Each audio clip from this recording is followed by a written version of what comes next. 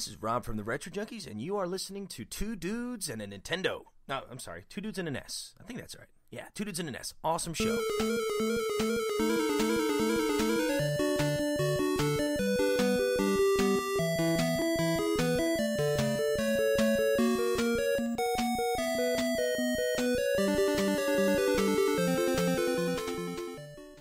Hey, Justin. What's up, man? I'm so scared. Horrifying. It's a horrifying episode. Halloween spooktacular. That's right. It's going to be a great one. Tonight we're going to be talking about Monster Party on the Two Dudes and an S podcast. Ain't nothing but a monster party. Yeah. Oh, wait, here you go. Yeah, I got you a song queued up so you can lay down some sick beats. Or I'll lay down the beats, you lay down the Monster Party grooves here.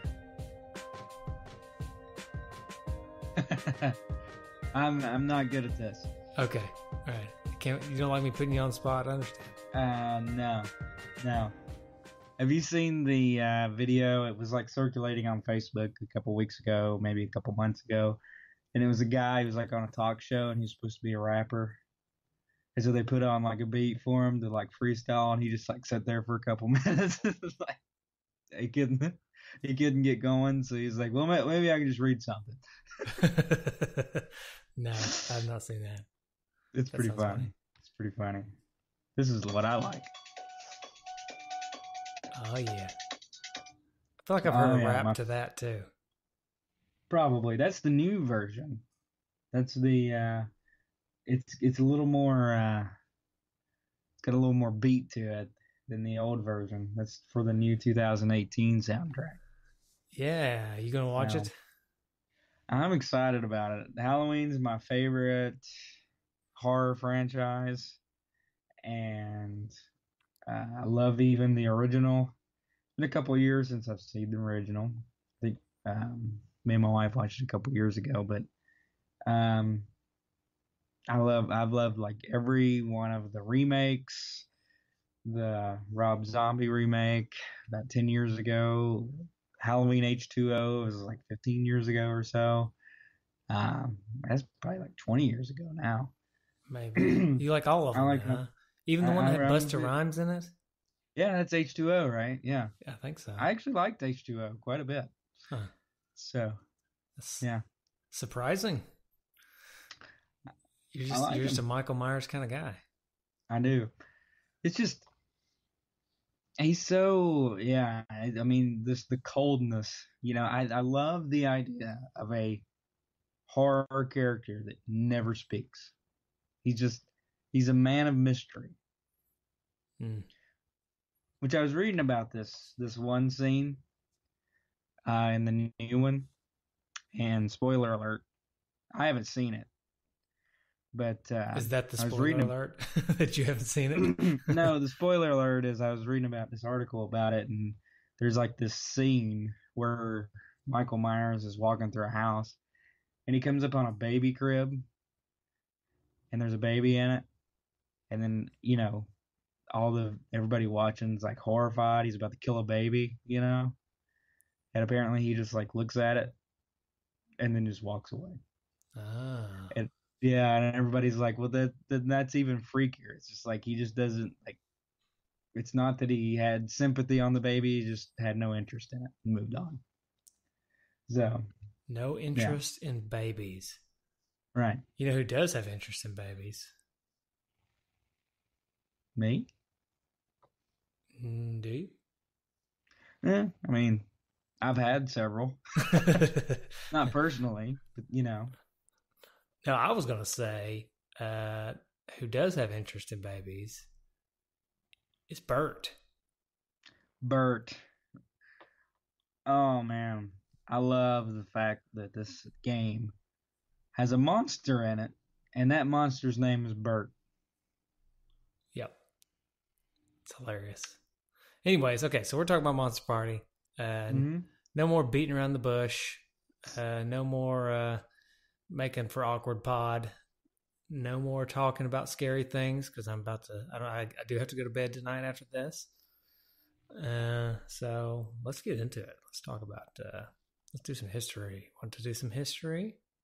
Well, sure. And now it's time for Justin's historical tidbits and trivia. The real mystery is going to be whether my voice holds up. Like, if you can't tell, I'm a little crackly. You do sound a little little under the weather. Did you get your flu shot? I did about a month ago, but I'm infirmed. I worked like 84 hours in like 7 days, and then like right in the middle of it, I got ill with like just a cold. You got a pet eel? Yeah, pretty much. Electric. You gotta be careful. Sorry. Would you imagine having an electric eel as a pet and also having cats? Like they'd just be constantly getting shocked because they're trying to put their hands in there, to get it. Yeah. Anyway, I came down with a cold, which is just lingering now. I was out tonight trick-or-treating because in Lexington they moved trick-or-treating to tonight, which is the 30th, the day before Halloween. Why? That seems weird. Because it's supposed to rain tomorrow. Oh, so Lexington can just change what day Halloween is? Yeah, it was is? like all over the news. It was all over the news. It was all over radio. Trick or treat, the 30th. Huh. So it was a big deal. Okay, I got a question. I hate to go into a tangent right before we start talking about history, but how do you tangent of a tangent? We didn't even get started. Oh yeah, that's right. This is a tangent of a tangent. How do you feel about like trunk or treat? Have we ever discussed this before on the podcast? I mean, it's as an alternative to trick or treat.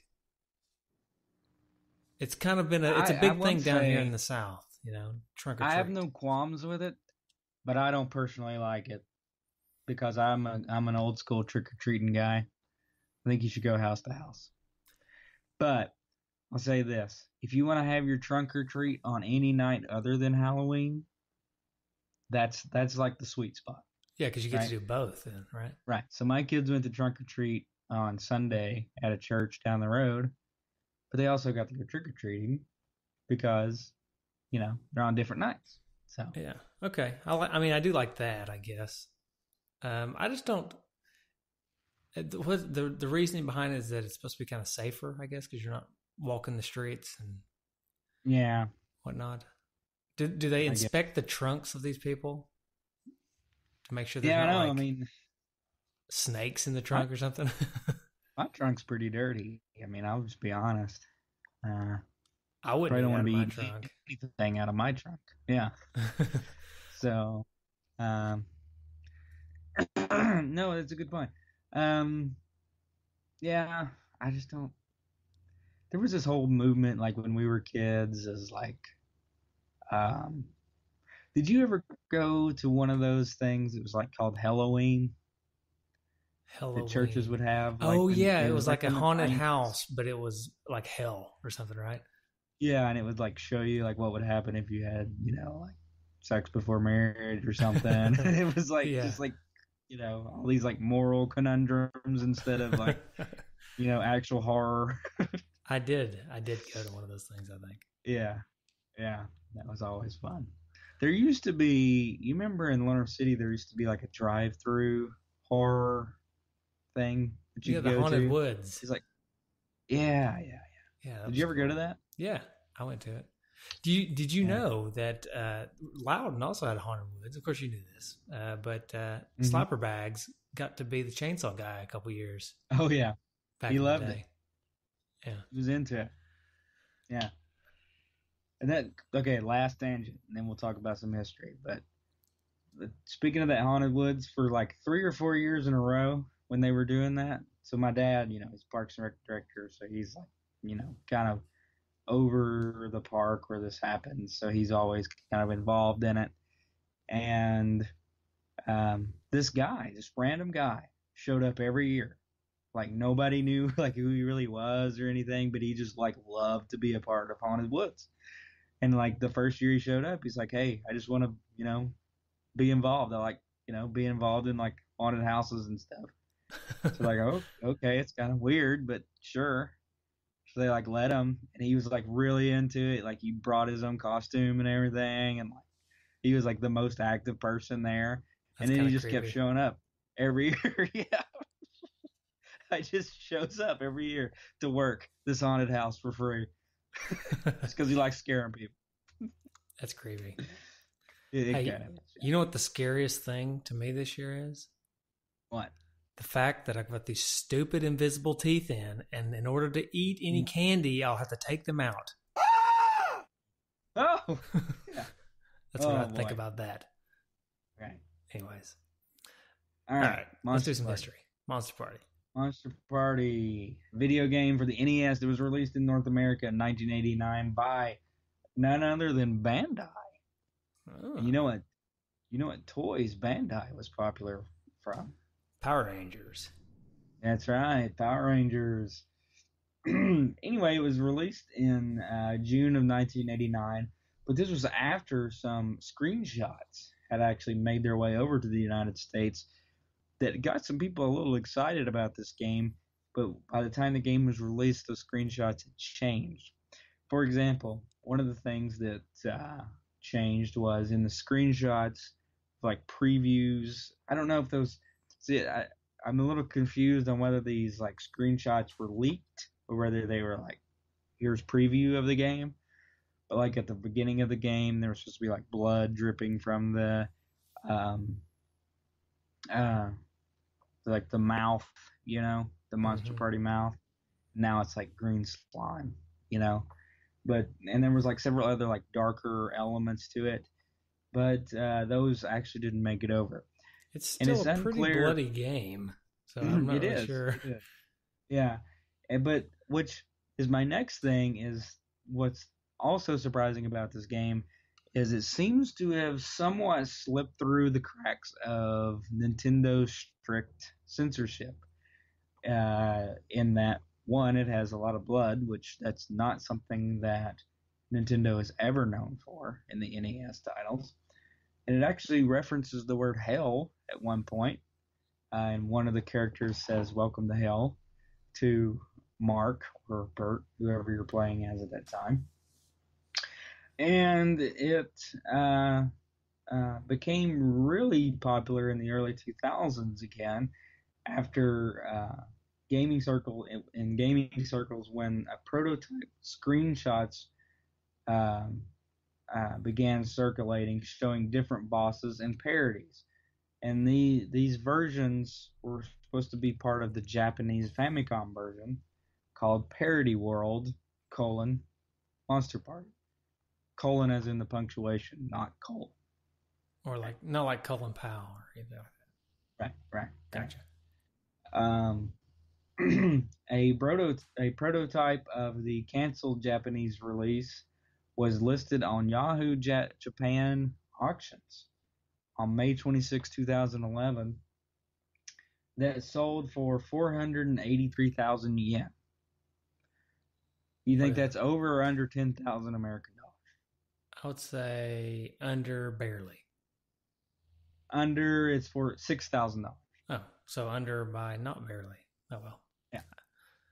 And on July 3rd of 2014, the unreleased Japanese Famicom version was leaked online. But anyway, I'll have to play this. Well, I just a little bit of a spoiler alert for later on in the show. We should probably mention how we decided on this game. I said, "Hey Justin, let's do a Halloween episode." Justin said, "Okay, let me just look at a random list of games. Let's play Monster Party." I googled Halloween NES games, and there was like top 10. And I think like 10, 9, and 8 we'd already done. It was like Friday the 13th, and some of those games. And I came across Monster Party. I was like, okay, Monster Party. Yeah, but anyway, and so then that was my first experience with the game. Period. You mentioned it, and I don't know how this one ever slipped under my radar. But anyways, continue on. Yeah. But anyway, some of this game actually probably changed from the earlier versions when you start to compare like the Japanese version that was unreleased to the American version that was released, and that was probably due to copyright. For example, the flower, like the talking flower the boss of the first level, had a microphone and speaker box, and that microphone and something to resemble something from Little Shop of Horrors. Now I don't know anything really about Little Shop of Horrors, but apparently there's a plant that it's a singing plant, yeah, that eats people. And apparently on that level, and this is kind of leaking into the gameplay, you can actually jump up on a quote unquote invisible platform to fight this guy. Like if you jump close to him, you'll just land on something. It looks like you're just kind of floating in air, and you can, bat the bubbles back at him. Is that where the microphone or speaker was supposed to be? That's where the speaker was. So what they did was they just pixelated over the speaker, but left it in the game. So there's been like a lot of people like try to like find other aspects of that in the game, which I don't think that there's been any others found. But some of the things that had been changed, like the pumpkin ghost with the spinning head was supposed to be an ape that resembled something from the Planet of the Apes. What? The giant, yeah. That's weird. The giant cat inside the box seems to have originally been one of a gremlin. It was supposed to be a gremlin. Okay. And it's like inside of a Christmas present or something, maybe. Yeah. And finally, the Grim Reaper was originally an alien from the Alien franchise. So this is probably where the name in Japan, Parody World, comes from, is they were actually parodying a bunch of other like franchises or horror franchises or sci-fi franchises, whatever. But I guess when it kind of came down to it, they didn't want to go through and get all the copyrights and all that and pay all that kind of money, so they just changed them into different characters. That's crazy. Yeah. That makes me think entirely different about this game. And we'll get into it in the gameplay, but that kind of blows my mind that that's how it originated, and then how some of this stuff got changed over, because that really changes my perspective on how they made the game. But anyways, go ahead. I'm interested to hear about that, but first, I want to hear how you found this game. Oh yeah. I'll tell you all about that. And now it's time for Michael's quest to find the cart.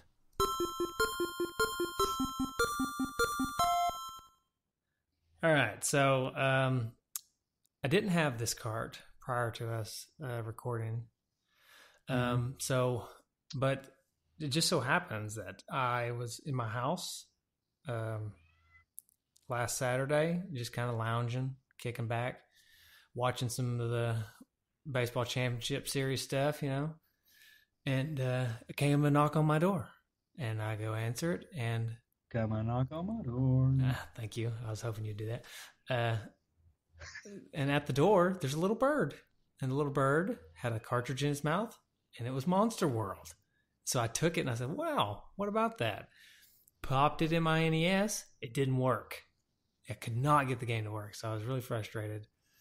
But just kind of went back, laid down on the couch. Next thing I know, I wake up. It was all a dream. But fortunately, I go outside, look on the porch. The cartridge is there. Was it a dream? Was it not a dream? I don't know. But I got the cart. It worked that time. There it was. Fascinating. You sound totally thrilled. Was that bird's name Bert? I don't know. I didn't catch his name. I'm assuming it was Bert or Bertie, maybe. I don't know. Or Ernie. Could have been Ernie, yeah. Anyways, no, truth be told, I did not have this cart. Because like I said, I'd never even heard about it.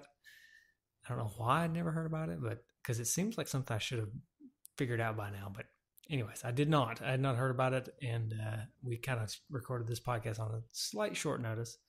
So I didn't have time. I didn't have to record another episode, but we decided to do a Halloween. It's episode. Halloween. It's Halloween. So I demoed it. That's what I did. That's how I truly played the game. Speaking of demo, my dad got an NES Classic. Yeah, I saw that. He's pretty obsessed with it. That's cool. So yeah. Of course, I'm just picturing your dad like sitting in the floor in front of the TV because the cords on those things are so short, and he's so tall. So I'm just trying to picture that. I'm not sure how that's working out, but he also, it's funny because he told it to me as if like I'd not heard of it. Like he's like, have you heard of these things? You can buy this thing that's got it's got the original Mario on it. And I'm like, yeah. Dad, did you know that I've been doing a podcast about the Nintendo for like 5 years? Yeah, it was hilarious because that's how he kind of told it to me. That's funny. I do think it's awesome how excited he was about that. Yeah, you know how my dad would be if he got something like that. He'd be like, hey son, look at this kindling I just got for the fire. Just throws it right in. Yeah. Anyways, all right, let's talk about this game. All right. Gee, I wonder what these guys have to say about the game.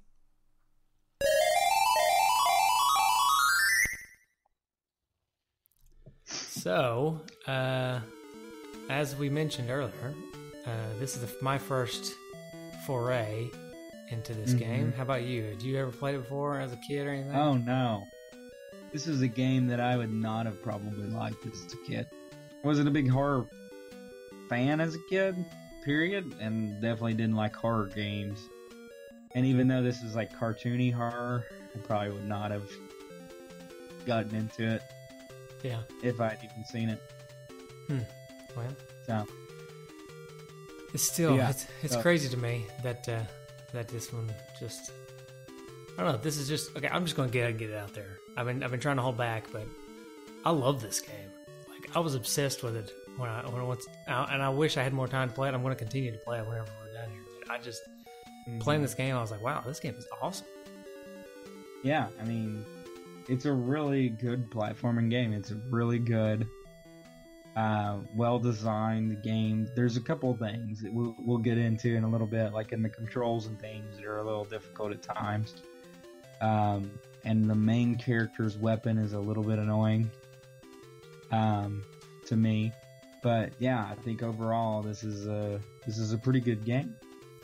All right, let's go with the manual to kick us off on some real discussion. Do that. You want to?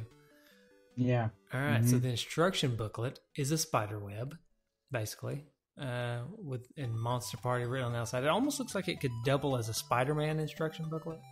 It's like a blue with a spider web and a red Monster Party on the front. But anyways, so it tells you how to play the game first, which I'm used to seeing story first, but they start with how to play.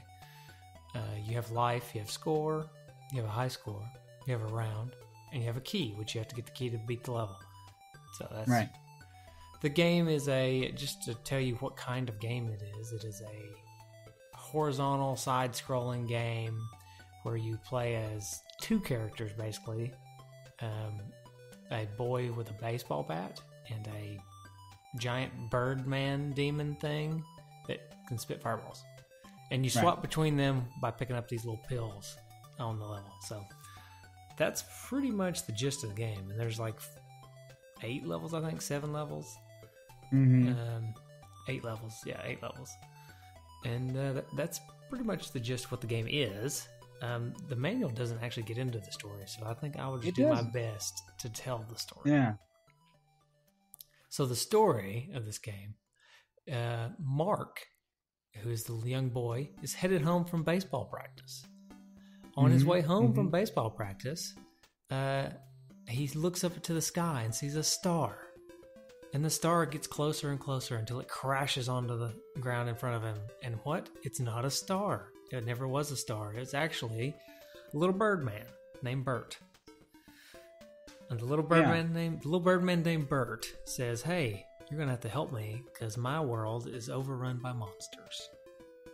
And Mark says, "Okay, I don't know how I can help you, but I'll try my best." And he says, "Well, you've got a weapon right there you can use." And Mark's like, "Whoa, dude, this ain't a weapon. This is a baseball bat." And Bert says, that'll work anyways. Then grabs him by the hand and flies in the air.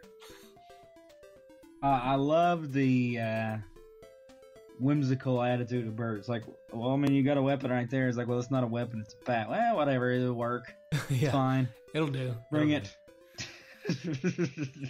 Yeah.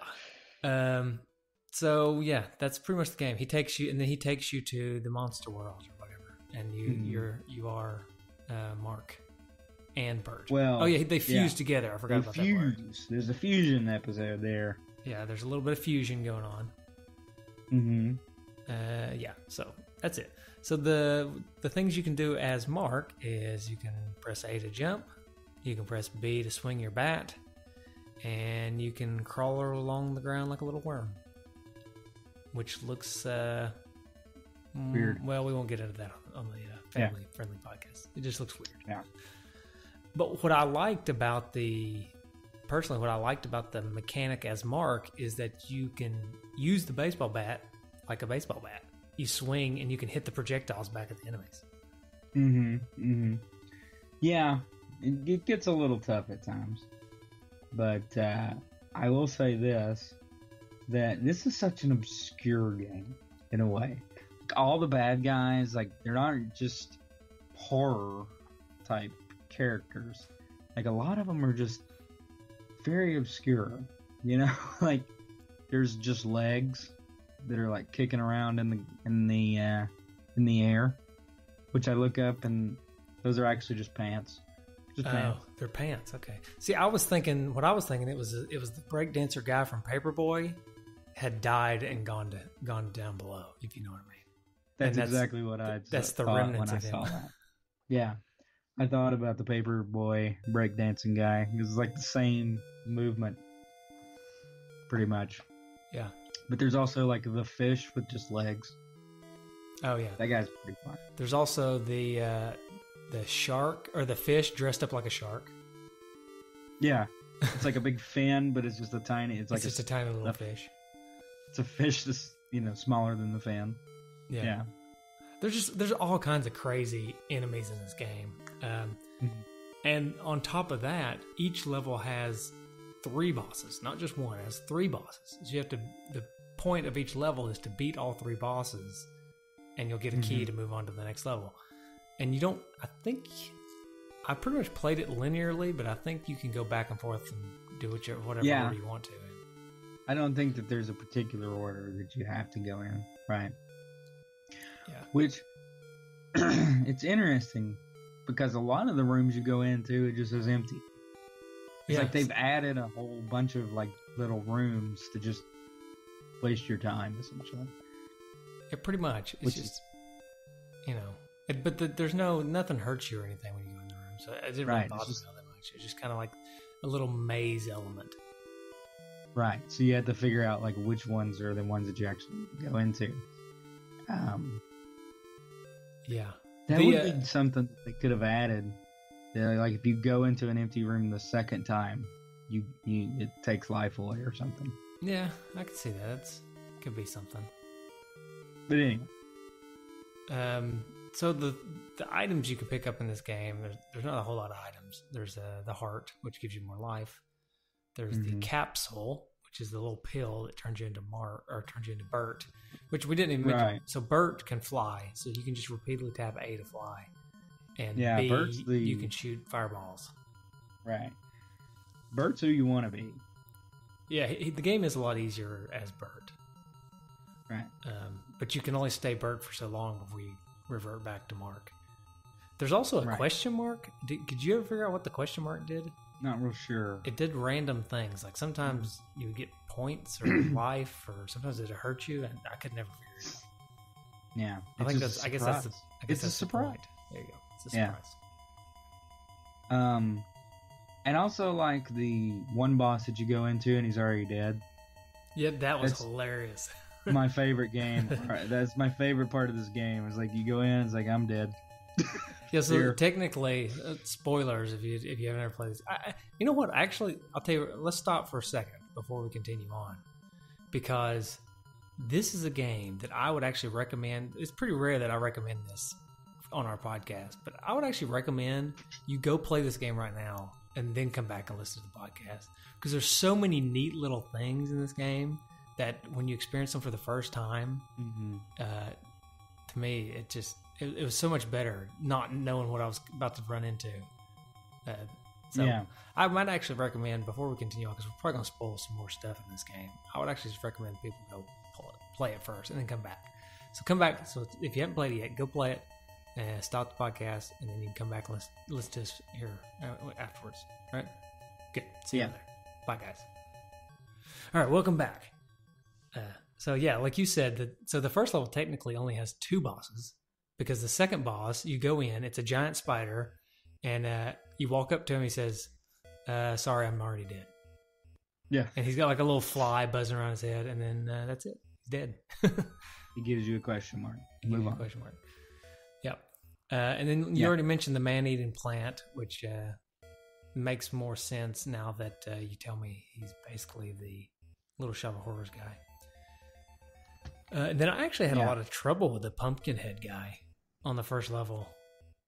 He's pretty tough. Yeah, and this brings me to my first point of contention with the game, is you have 1 life.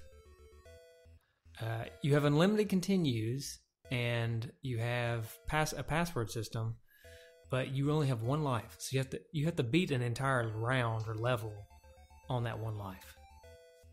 Yeah. Otherwise, you have to start the level over again. Yeah, and it's one of the things that kind of frustrates me when we were talking about using the bat with Mark is, so there's 2 ways that you can really use that. So some of the enemies throw things at you, namely bubbles, and you can hit them back at them. But there's a timing aspect. And I don't know, maybe it's the demo version I was playing, but the timing seemed a little off to me at times.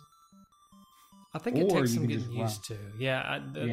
Because I ran into that issue first too. It doesn't, the timing of to knock things back is not what your instinct tells you it is at first, right? You kind of have to swing a little bit ahead of time before it gets to you, because the bat needs to already be extended or something. There is something weird there. I agree. But once I got used to it, it didn't really bother me all that much. But it did take me a minute to get used to it.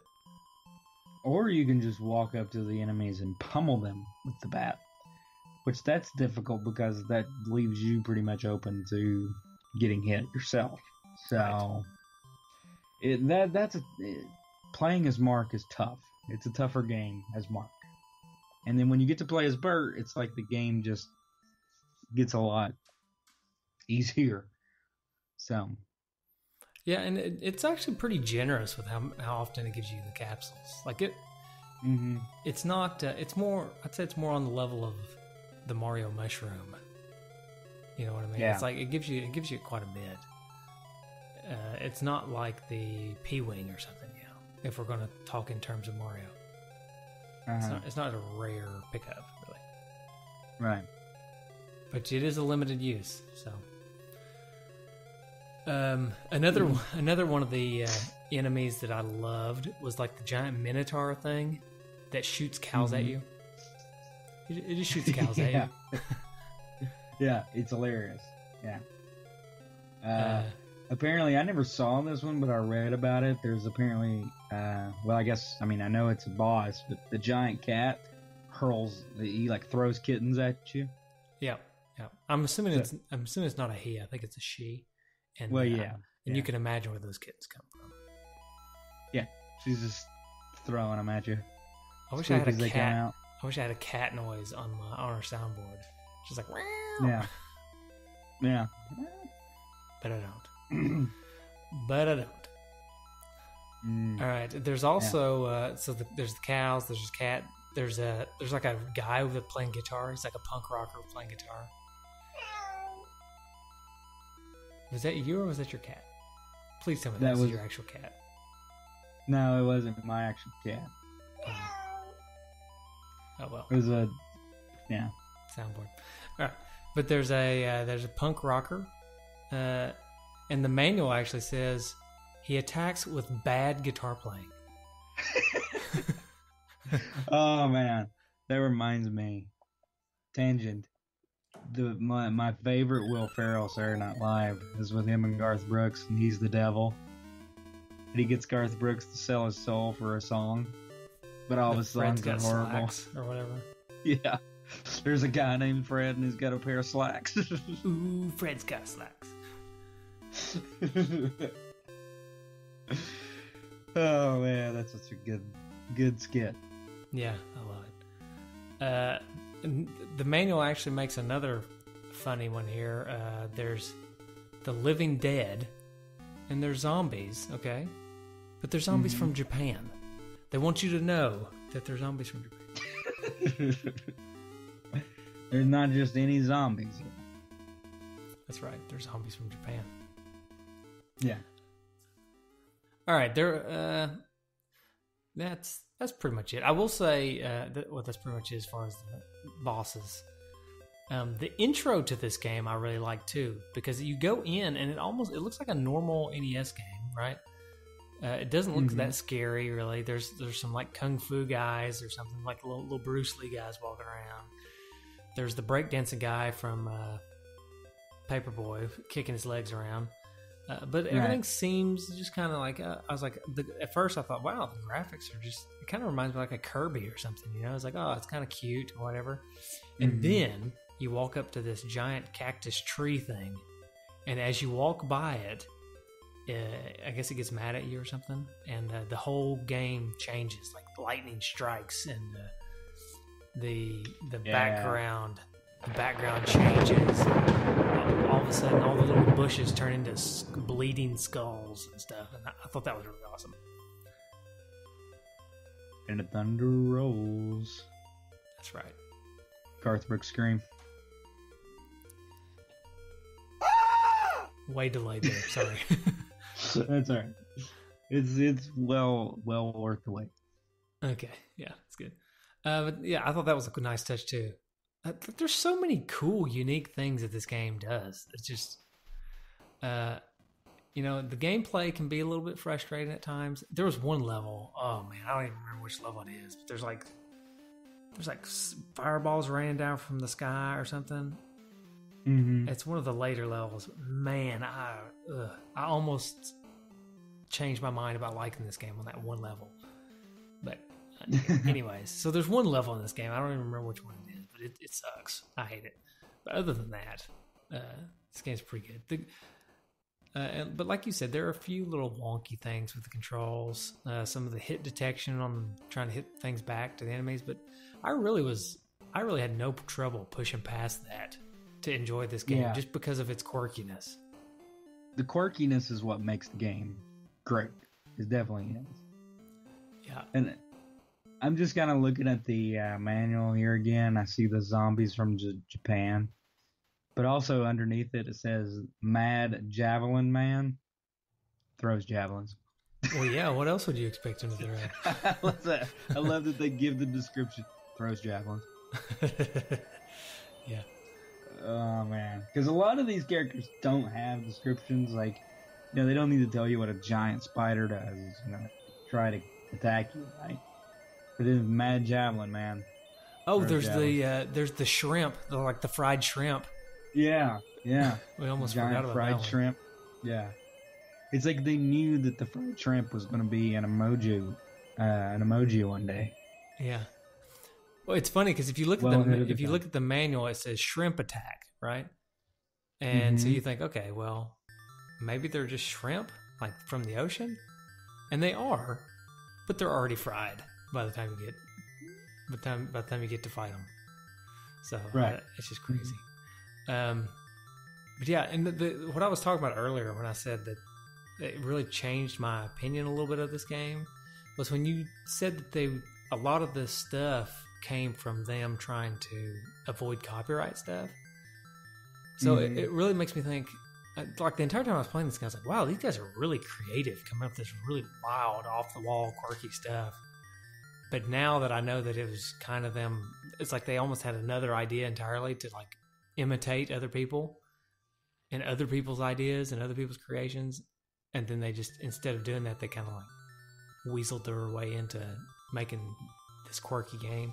It kind of, it kind of made me sad to think that they didn't just come up with all the stuff on their own. But I guess they still kind Well, of they did in a way, just as a replacement of, you know, I don't know. Yeah, I understand what you're saying. Yeah, I still like it. What did you think about the graphics on this game? So the graphics is probably I think the best part of the game. I mean, other than the quirkiness, but as far as if we're looking at our typical kind of aspects that we look at in judging games, the graphics are by far and away the best. The sprites are wonderful. The bad guys are great. Well, there's a lot of detail, and if you think about, they were replacing these bosses with, they actually spent a lot of time on these sprites and characters that they replaced the old ones with. So I think the graphics, the backgrounds, there's so many colors and different things. I think that's probably one of the better aspects of this game. I agree. I like the graphics a lot. I think especially the backgrounds, like the levels design. It can be kind of samey in a way from level to level. On some level, it can be kind of the same. There's a bit of sameness, but it all looks really cool and works. And there's a lot of color going on, and I like it. A lot of blood too. That is kind of surprising. Nintendo Moving on. Yep. All right. What about the music and the sound? That's probably the weakest point for me. I didn't think the music was very good. It was too upbeat. It was not horror. It was just kind of weird. It didn't really feel like it was placed well with this game. So that was probably the weak point for me. Okay. It's weird. Some songs I really liked, and they really set the mood. They're kind of scary and kind of fit a Halloween-y type theme. And then all of a sudden, it'll just get really happy. And the music almost clashed with itself for me. Yeah. But I really did kind of like it. I mean, I didn't really have anything against it, but it also didn't just really blow me away in a good way. It's just kind of, All right. All right. The sound effects were really good, though. I like the sound effects. Yeah, they were good. Okay, well, I guess let's go to how much is it, and is it worth it? All right. So you can get this game from anywhere from $16 to $25. We'll just give it an average of 20. Okay. I'm gonna say it's worth it. I really like it. I think it's definitely worth it. It's not one which is surprising to me. I went into this thinking that this is going to be some terrible game, right? Because I've never heard of it, and I just found just it looking at a list. screenshot of it doesn't seem like it would be that good either. You know what I mean? Right. And thinking, it's a $20 game, and usually we're kind of a little more hard on the $20 games. But yeah, I think this game's definitely worth it. I could see myself playing this every Halloween. That's how I feel about the game. By far and away the best Halloween game we've played. Oh yeah. Now, we've played some pretty duds in the past Halloween episodes. True. But I'm not counting that. This was by far and away the best Halloween game that we've played. Well, this Maniac Mansion, we didn't play that for Halloween. We didn't play it for Halloween, but I do like Maniac Mansion better. Yeah. So, anyway. Yeah. Okay. All right. So it's unanimous. It's worth it for $20. I'm really glad we did this game. It's quite the shocker, but at the same time, it's a happy shock. It is. Oh. So, right. how are we gonna rate this game? Sorry. We can rate it, or we could do some retrofitted trophies. Retrofitted trophies.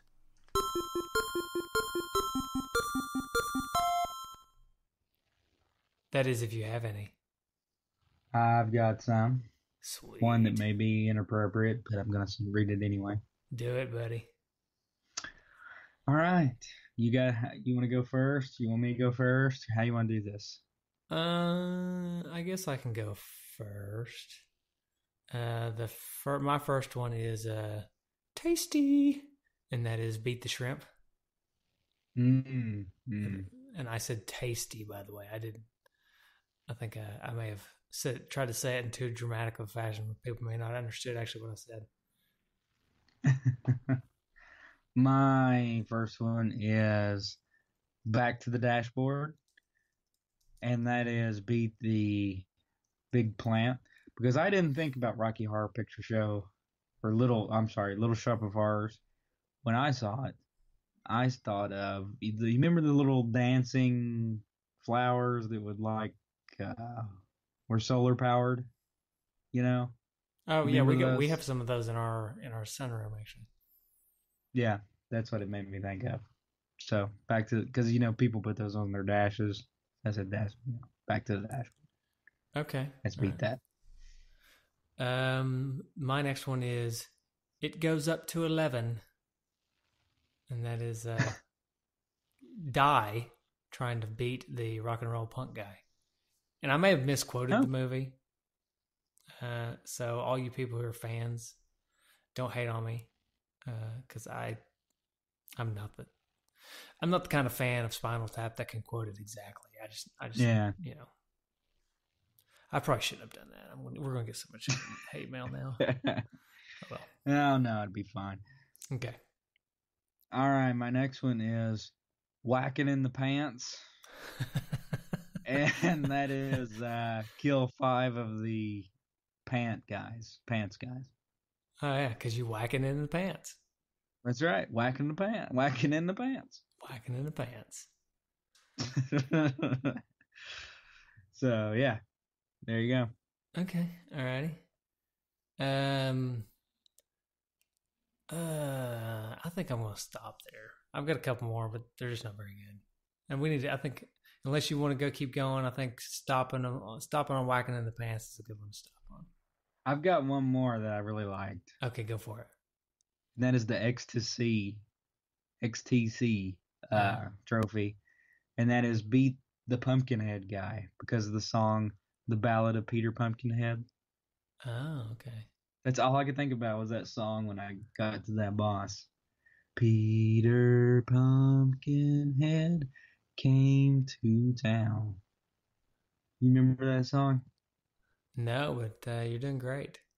It's a mid-90s song. It was on the Dumb and Dumber soundtrack.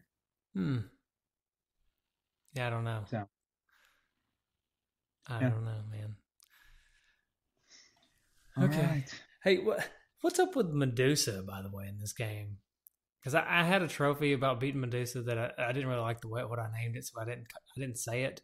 But Medusa's supposed to be like a woman with snakes for hair, right? Or like a half woman, half snake with snakes for hair. This is just a snake with snakes for hair. I know, it's weird. I think it's hilarious though, because it's supposed to be Medusa, and it's a snake who also has snakes for hair. Yeah, very weird. Very weird. Yeah. Anyways. Yeah. Okay. So, how do we want to rate this game? Man, I'm not sure how I feel about this game. I wonder what the two dudes think.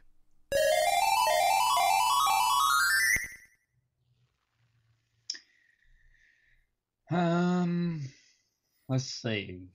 I think maybe in honor of the Shrimp Boss and Red Lobster Shrimp Fest, I think we should type of shrimp. Read my mind. Okay. All right. I'm gonna go with Walt's famous fried shrimp from Red Lobster, and that is, I mean, it's not the best. And you think, well, it's just fried shrimp. I mean, ain't going to be any good. But actually, Red Lobster's fried shrimp is probably the best fried shrimp that you can get. It's like really good. So that's what I'm gonna go with. Okay, I like it. I'm going to go with shrimp scampi Mm-hmm. because for the longest time, I did not think I would like shrimp scampi because I was more of like just a regular grilled shrimp guy, or just Right. like some popcorn shrimp or something. I was always just a basic. Give me just give me some shrimp. That's kind of always Right. how I was. And then one day, I tried shrimp scampi, and and it maybe have been the first time I'd ever heard of it. Kind of like this game. It's like someone's like, "Have you ever tried shrimp scampi?" I was like, "What's that?" I don't even know what that is. And Right. then I tried it. I was like, "Wow, this is delicious." Kind of like how I felt about this game. It is delicious. It It's is wonderful. a delicious game. Hey, although I cannot eat a Red Lobster anymore. Did I tell the story about last time I ate a Red Lobster on this podcast? No, but you should. Oh boy. Okay. So last time I ate a Red Lobster, by the way, the faint of stomach, turn away. The last time I ate a Red Lobster is also the first and only time I've ever had food poisoning, and Oh, it came from some like nasty lobster. yeah. Okay. What did you eat lobster? I did. I ate lobster at Red Lobster, and then I proceeded to eat lobster again and again and again for about 8 hours straight until I finally went to the hospital. Yikes. That's sounds pretty nasty. Yeah, it was. It was pretty nasty. And now, even to this day, I don't think I can eat lobster anymore. Shrimp, Well, I'm still good with shrimp. yeah. Well, you can still go and eat shrimp. I mean, is it just walking in Red Lobster is gonna bother you? I think it makes me a little queasy. Just the thought of driving to Red Lobster right now kind of makes me a little queasy. And this was like 3 Okay. years ago. Yeah. Okay. All right. Fair enough. I love Red Lobster. Sometimes when I walk by the little lobster guys in the tank at Food City, they wave at me, and I can just hear them saying, "Hey, sucker, you want to get sick again?" Hey, listen, let me tell you something about the lobsters in Food City. That was like the cheapest aquarium trip for my daughters. Every time we went to Food City, like, we got to go see the lobsters. Got to see the lobsters. And they'd go and they'd look at the lobsters and just, they're just like so excited to see these lobsters in this like 2x2 little tank, and they're like, it's just hilarious because it's like, I don't think they realize what the lobsters are there for. Like, they're there for you to buy and eat, yeah, not that's funny. watch them and like it, play. See, your daughters, they walk up to the tank and they're like, "Ooh, ah." I walk up to the tank and I'm like, I'm never gonna get over that sound effect. I'm just not. either. I love not it either. so much. On the last Patreon episode, you weren't there, but I asked Steven and Cleva what they thought about the sound effects. And they were pretty honest with me. Cleva said he liked them, but Steven said, "I like them, except for that scream." He said, "I cannot handle that scream. There's something about it." And I said, And you were like, too bad. Yeah. And I was like, anyway. Too bad, Steven. That one's for you, Steven. All right. Yep. Let's I hated see. to miss that. That was, but Hey, Let's they get they Paul. filled in nicely. I Yeah. almost didn't even have to be on the show. They did a good job. Yeah. All right. Do you want to do some feedback? yeah, I think I got it still pulled up here on my phone here, but all right. I hate when that Facebook app does this. It's like you have it pulled up, but then when you pull it up, the Facebook app again, it like restarts the app. Yeah. Hey, I'll tell you what I've done. And I'm going to sound like a snob here real quick, but when I got my new phone, Mm-hmm. I did not install the Facebook app, and I still have not installed it. And it feels pretty good. I've tried that, and I've gone significant periods of time without putting it on there. I'm sure I will cave Then I go eventually. back. Yeah, I always go back. It is nice. Yeah. It's, So right now, you have no distraction. yeah. Because I catch myself just on Facebook at stupid times. Like, I'm at work and I'm just like, all of a sudden I catch myself checking Facebook and I'm like, I don't even know why I'm doing this. Yeah, But there will anyway. be times when I will pick up my phone, open it, and just kind of look at it for a second, and then my thumb just kind of like, it's like a magnet or something. It's like, open Facebook. And Yeah. I can't even resist. With it not being on my phone, though, I don't even think about it. I do Right. still get on about once a day on the computer at the house, Mhm. just to update the Facebook group and stuff for the podcast. But it's been pretty nice so far. I'm sure. Yeah. Give me about another month, and I'm sure I'll be right back on there. But so Yeah. far, so good. All right. Chris Vanderhoff leads us off. This is on the Facebook page, not the group, Okay. which was actually more active than the group this time. It's See, that's interesting. I always post to all places because you Mhm. never know what the Facebook algorithms are going to do. You know, it's like, Right. are they going to promote the page more? Are they going to promote the group more? Mhm. I never know what's going to happen. Some people will probably see it. Like if you're an honorary dude, a member of the group, and you like the page, you're probably going to see the post over and over and over again. And I apologize for that. Right. But not everybody is the same as you. All right, here we go. Chris Vanderhoff leads us off with, I still have my copy from when I was a kid and I liked it. It was a standard action game and was difficult at times, but not too shabby. What is more interesting about the game is the history behind it. Not a gem. No, it's not a gem, but good. Which good means better than gem, right? Because gem is bad. Right? Jim's bad, so good So- is better than Jim. Right. Oh, and what is love? All right. Love is Between two people, kindness. love is kindness. Love is true. Mm-hmm. Love is, I don't know the rest of it. yeah, I don't know. All right, Jason Petros, who has a very interesting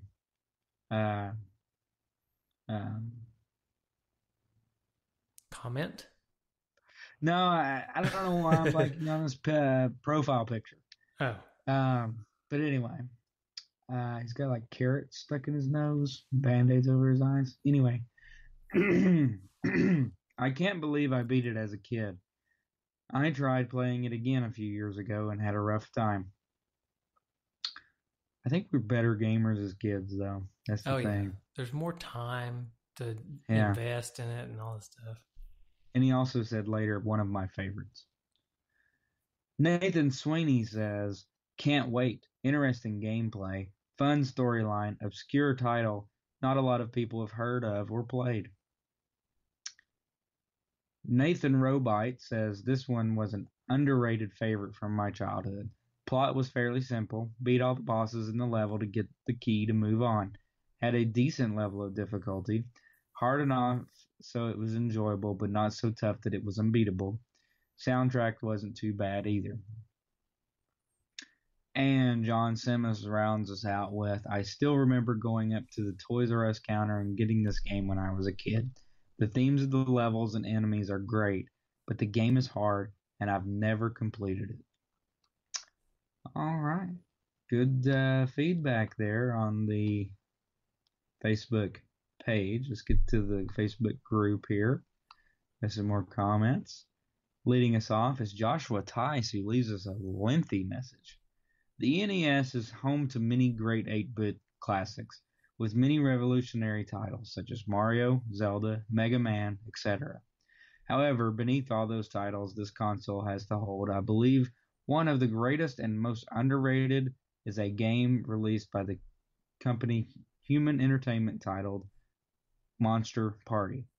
This game is certainly unique for its time, having a mix of challenge and fun, more creativity and general wacky nature than other games, and all around good experience. So, what exactly makes this game a cult classic, if you will?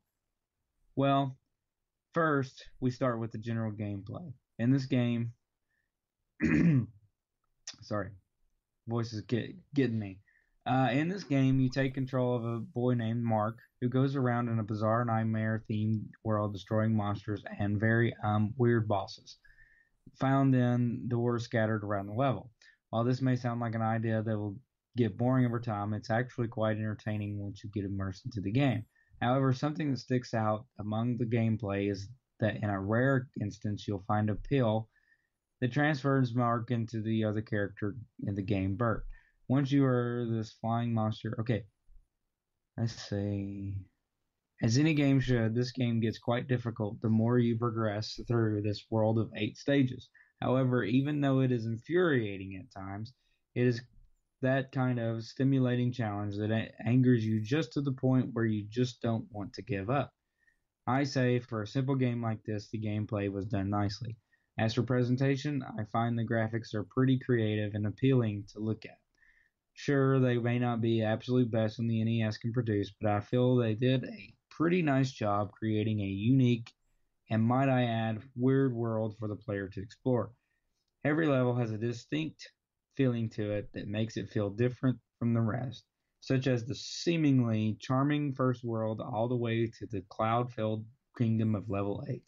But like other games on the NES, like Castlevania, you start to notice these graphics wearing down over age 20 years later. Despite that, it's still visually appealing to the eyes. The music in this game is also pretty wonderful too. Sure, it may have the annoying plague of a lot of NES titles, of obviously showing the same 8-bit sound effect, but it is still a nice soundtrack that can get you into the game itself. That can some of the more iconic tracks in the game, and my personal favorite are tracks like Boss Theme, the intro theme, and not to mention the Game Over music, which you might be hearing a lot, by the way.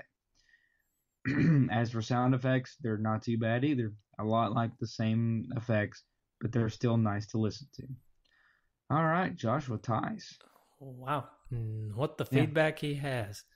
He spends so much time writing it. I felt like I should probably read all of it. But, I agree. I think it was worth the read. I might suggest that next time somebody has feedback that long, I think it'd be cool to hear it straight from the horse's mouth. Voicemail.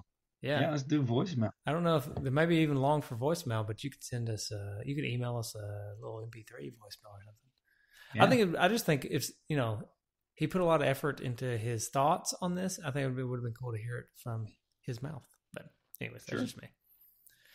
Especially instead of your mouth, which is running out of steam. Right, it really is.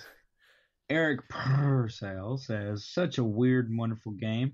I'm so glad it's one that the box art drew my brother and I to. Good to have you back, Eric. It does have good box art. Yeah.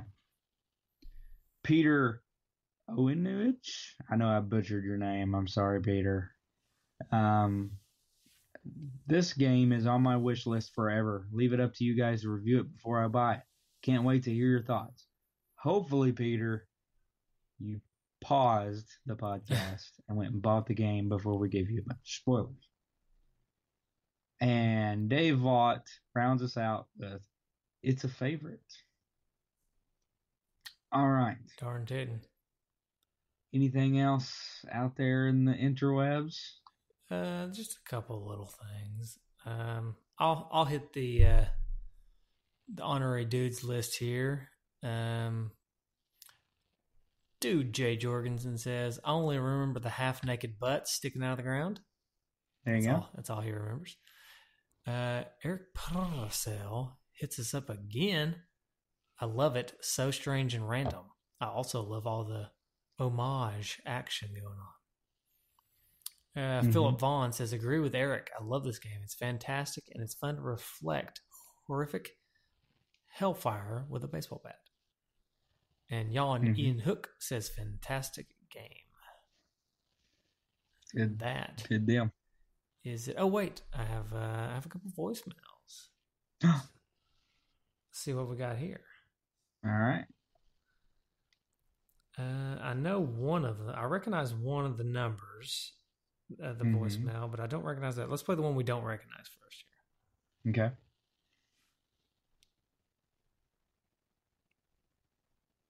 Whole lot of silence. Must have been a butt dial. All right. Well. Speaking of butts,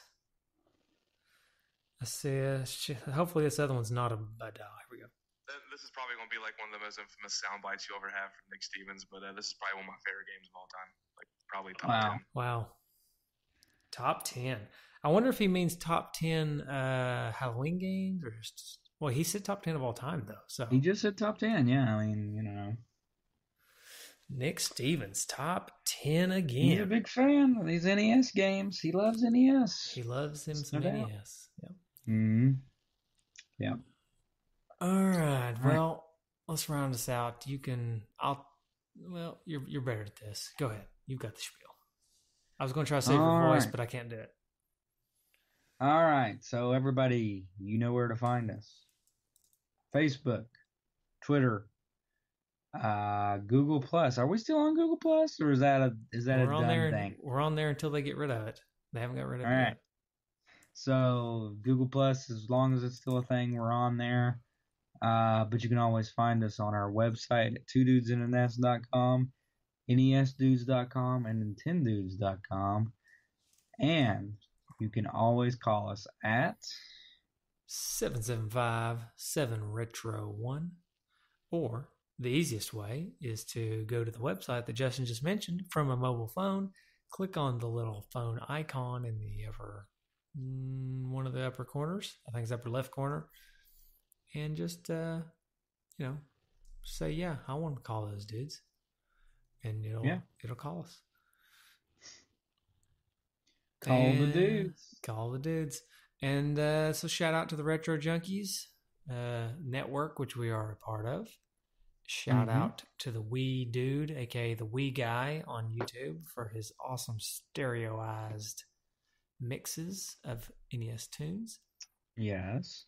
And shout out to the Fox Dude for the awesome logos that you see.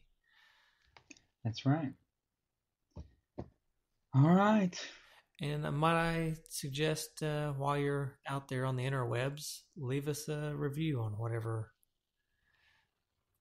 format you're playing with out there, listening to the podcast on. We like iTunes reviews. We get some pretty good 2 stars on there sometimes. We prefer the 5s, but if you're gonna throw 2, make sure it's good quality fun. Which don't worry, quality 2-star. Yeah, don't worry. If you give us 2-star, we'll have some fun with it regardless. Yeah, we'll at least poke a little fun at it. Right. But 5 stars, we can have fun with you guys too. And then also, there's some podcasting apps out there have their own recommendation services. Like you can hit a little star to recommend, or like a little heart or something. And I would ask maybe you guys do that too. So check and see if your podcast service of choice has a little recommend button, and just go ahead and recommend that too. That's right. Spread the word. Bird's the word. Bert. All right. That's it. All righty. Here comes Everybody. The music for the next week's game.